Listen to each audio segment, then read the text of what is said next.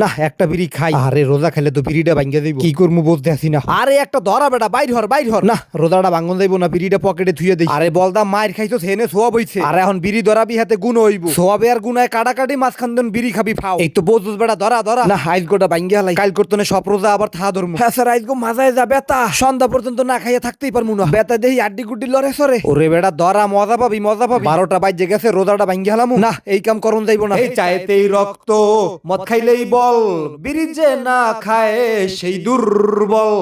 এইবার ঠিক আছে, ধরা মনু ধরা। একখান রোজা বাংলা কিছু হইব না। কথা মানু আছে বেটা, 12 বছরে একখান রোজা থায় না। আর তুই তো বেটা রোজা থাও, একটা রোজা বাংলা হইছে কি? এই তো সোনা পাখি লক্ষ্মীটা সুন্দর করে টান দাও। দুমাসার দুমাসার ভেঙেছে ভেঙেছে, রোজাটা ভেঙেছে, সুখ যে লেগেছে ইবলিশের মনে।